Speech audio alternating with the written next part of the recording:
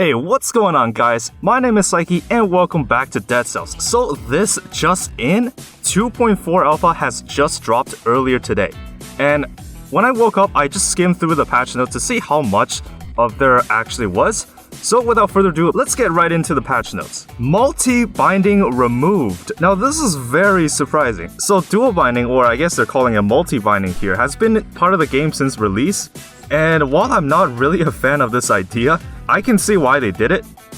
Dual binding pushes a lot of the game design to its limits, so I think it makes sense why it shouldn't be allowed in the game. Dual binding builds were pretty huge in the meta, especially with ice shards. I guess this also nerfs ice shards now that I look at it.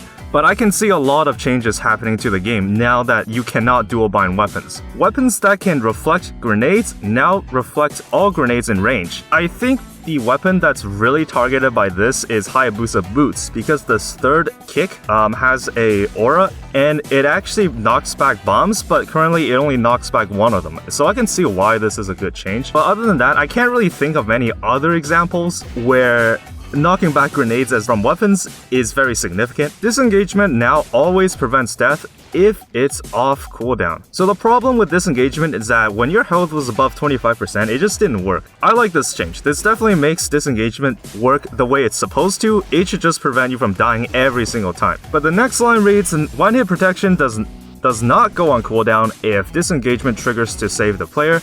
This makes sense because you're already getting knocked down to 20% health anyways, so I can see why the one-hit protection shouldn't protect you. Mod support, okay, I don't really care about that. So next up, we're gonna get into the balancing, namely the buffs, and I've just skimmed through the list here, and it's actually pretty huge. So let's get right into it. First off is Balanced Blade. Weapon damage and damage bonus increased. Okay, sure, makes it a lot more viable. I can see myself running this weapon in the future. Assassin's Dagger. Weapon damage increase. This is also good. Again, just the flat damage increase, I have no objections about that. Twin Daggers. First 2 attacks and breach bonus increased. So I think the problem with Twin Dagger was that you couldn't really pull off the third hit because it was just too damn slow. But now that you have a lot of breach power, I can see myself stunning the enemy in 2 hits and then finally getting off the third hit, though again, in boss fights, this is still pretty questionable. Broadsword. Weapon damage increased, damage slightly distributed among the 3 attacks.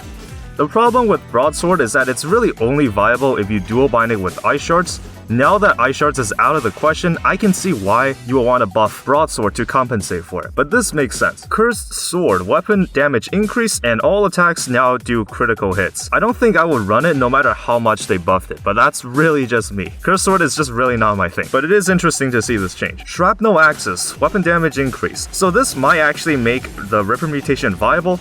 The problem with Shrapnel Axis is yes, the damage was just way too small. So I am really thankful for this, and I cannot wait to try out Ripper. Seismic Strike, wave damage increased. So the main appeal of Seismic Strike comes from the rooting mechanic, because you can basically lock down enemies.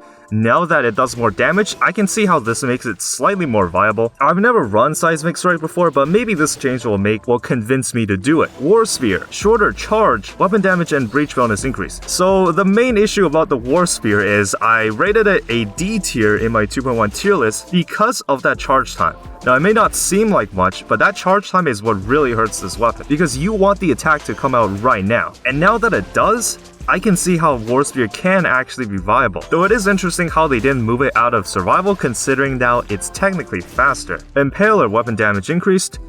Okay, sure. Rapier, weapon damage and crit enabler duration increased. I have been actually thinking of running Rapier in one of my builds. Now that it's more viable, I cannot wait to try it out.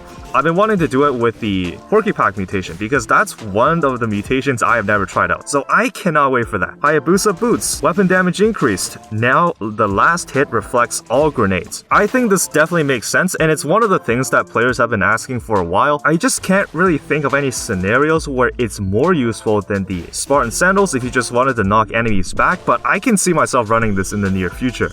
Wrenching Whip, breach bonus increased. Wrenching Whip suffers the same way as Twin Dagger in the sense that you only get the critical on the third hit. Now that you get breach power, it's more likely that you will actually pull it off. It is a pretty basic weapon, but it is interesting to see it being buffed. Torch, weapon damage increased. This doesn't affect the burning apparently, but it doesn't really matter to me.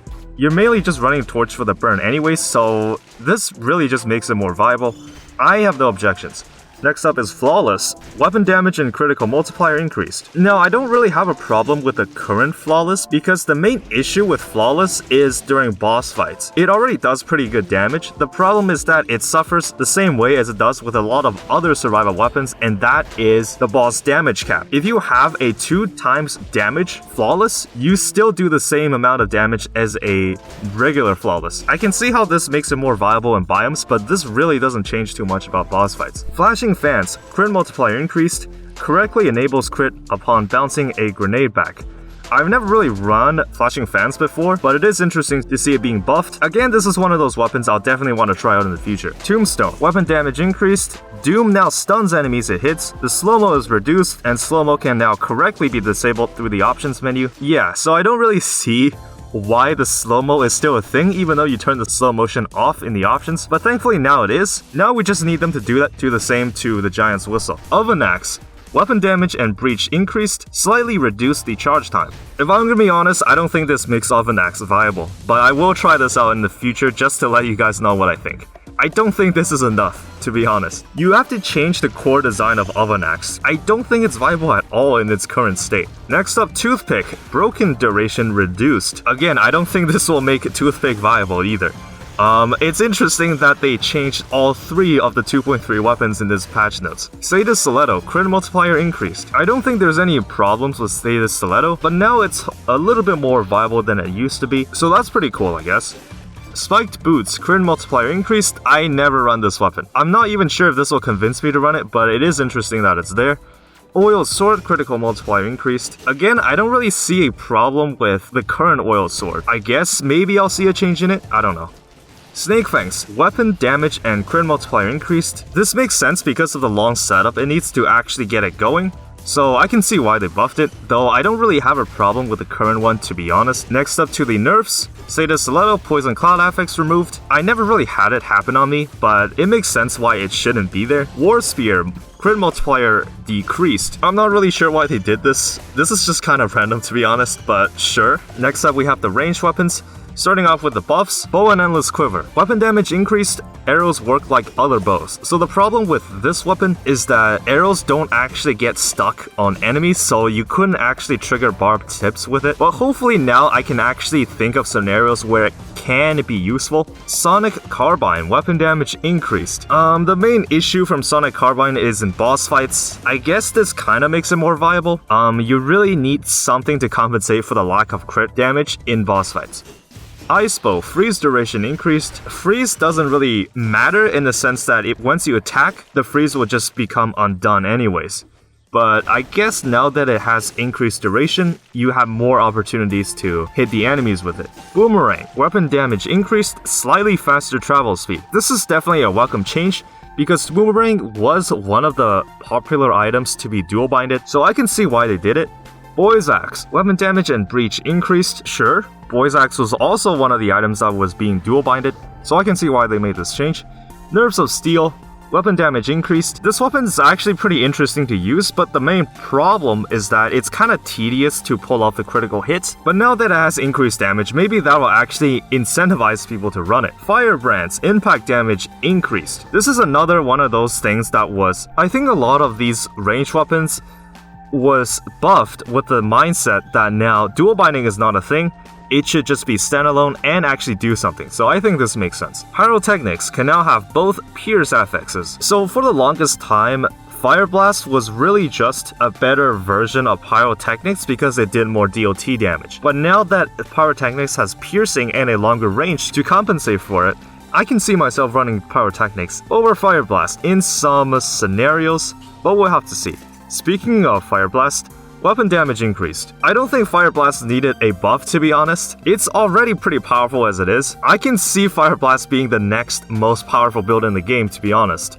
Magic Missiles, weapon damage increased. So the main issue with Magic Missiles is that it's really weak in the early game, so hopefully this can actually make it work. I've been wanting to do a Magic Missiles build for the longest time, and I know Magic Missiles was something that the players requested to be buffed a lot. Blowgun added a poison DLT. This totally makes sense. Because the blowgun, if you think about it, is just a worse version of the assassin's dagger. It is ranged, but it does run out of ammo, which you do have to think about. But now that it has poison, this makes it one of the few items in the game that interacts with poison. The other one that I can think of right now is Snake Fangs. Now onto the nerfs. Quick bow, critical hit condition, now at 3 arrows instead of 2. I think this makes sense.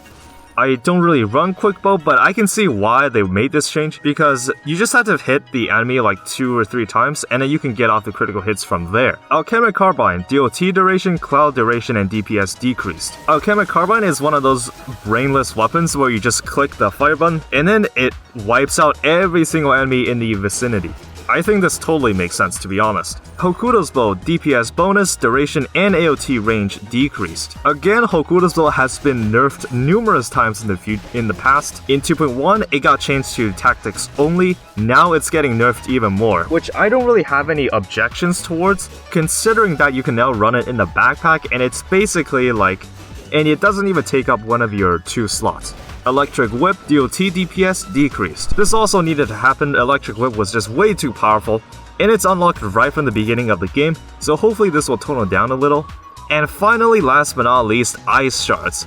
Weapon damage, slow duration, and crit multiplier decreased. Yes, this is what I'm talking about. Ice Shards needed this nerf, but the thing now is that dual binding is not a thing. Ice Shards isn't really gonna seem too much played anyways, because the main appeal of Ice Shards is its fast swing speed, so you could easily dual bind it with something else. But now that it's even less viable, I think Ice Shards will actually just be a dead weapon. Next up, we have the skills. Infantry Grenade, Stun Grenade, Ice Grenade, Root Grenade, Swarm, Tornado, Corrupted Power, Light Speed, Lightning Rods, Scarecrow Sickles, and Barnacle all have their damage increased, except for a select few, which has a couple of different changes. I am all for Motion Twin buffing the D tier weapons. A lot of these ranked D tier on my tier list, so I can see why they wanted to buff their power. Next up, off to the nerfs. Flamethrower Turret, Tesla Coil, Lacerating Aura, Owl of War, Crusher, and Tonic. Most of them have their DPS decreased, Crusher has damage decreased, and Tonic has duration and bonus health decreased. I don't think Tonic needed a nerf.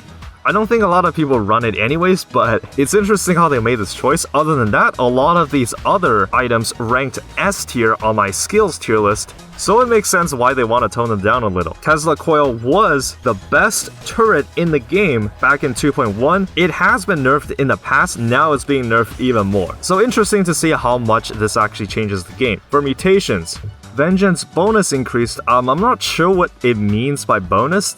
Are they talking about the attack bonus? Or are they talking about the damage reduction bonus? So I can't really comment on this, unfortunately. Adrenaline, duration increased. I don't run healing mutations. I'm not sure if this will actually convince me to run it, but we'll see. Scheme has its bonus increase. I'm assuming this is referring to the damage bonus, which Scheme was already pretty viable, but this will really make it stand out, I think. Porcupine has its starting value increased, so I think Porcupine is definitely the least used backpack mutation out of the 3. Ripper now drops 6 ammo and damage per ammo increase. So I'm actually really happy about this, because they also buffed Shrapnel Axis. I've talked about it, that Ripper needs to drop all of the ammo at the same time, and the damage needs to be buffed, but now they're actually doing it, so I cannot wait to try out a Ripper build. Networking, starting value increased. Networking again suffers from low damage. I can definitely see myself running this in the future, and it's one of those builds I've been wanting to try for a while. Point Blank, starting value and growth increased. I don't think Point Blank was really busted, but it was nowhere near unplayable, to be fair, but it looks like now they're buffing it even more. Soldier Resistance, starting value and cap increased. Soldier Resistance just didn't do too much because it only capped at 25% maximum health. But now that it's increased, I'm interested to see where it goes from here. Blind Faith, Counterattack, and What Doesn't Kill Me all have buffs. Again, I don't really run the shield mutations, so I don't really think this will really convince me to run these mutations more, if I'm gonna be honest. Extended Healing, duration reduced for the same heal. I actually think Extended Healing can just let you heal right away, the same duration as you would with a normal flask, because I think having a flat health increase when you heal up is really not that consequential. But now that it has its duration reduced, I Actually, never mind. I'm still not gonna run this. Spite damage increase. This is another one of the shield mutations. I don't think I'm gonna be run this, to be honest. Frostbite damage increased. I don't think Frostbite needed a buff. It was already pretty busted before, but now it's even more busted, which I will definitely see how it affects the meta from here. Instinct cooldown reduced. Sure, why not? I don't think Instinct was really busted before, but now it's even better. Recovery has its duration multiplier increased. I don't run this. I don't think this will convince me to run it either, to be honest. Necromancy starting value and cap increased. So I think Necromancy, it used to cap at 50%. If it's increased now, I can definitely see some incentive to running it. This is one of those exceptions when I talked about healing mutations, because Necromancy, it has no conditions. It just lets you heal up just for playing the game. So it's interesting to see what the cap is now. Onto the nerfs. Barbed tips. So this needed to happen. There was no way they were gonna let the current state of barbed tips to be in the game. So I guess might as well get your free wins while you still can. Gastronomy. Healing bonus decreased. This is a pretty big blow, because gastronomy always had double healing from food items. If it's not the case anymore, I can see this mutation being only run in survival now. But I'll have to see what the bonus decrease is before I make a judgment on it. Heart of Ice cap decreased. So I think Heart of Ice was just really busted when you actually had something that was frozen or rooted, because the skill cooldown reduction on it was just massive. But if that's no longer the case, sure, why not? Emergency triage. Healing and speed bonus decreased. This is a pretty big one, because I run emergency triage in all of my builds against bosses. I don't really care too much about the speed bonus, but the healing is going to matter a bit, and I'll have to see what that new value is. And last but not least, disengagement. Activation threshold decreased and eternal cooldown increased. I'm assuming this means that you actually have to get down to lower than 20% to trigger it, and it takes longer between activations. Now, this was stated earlier in the patch notes that disengagement will be guaranteed to work, so I guess this is a kind of a trade-off for it. I will still run disengagement, because getting down lower than 20% is really not too much of a big deal. You're really just using it for not dying, to be honest.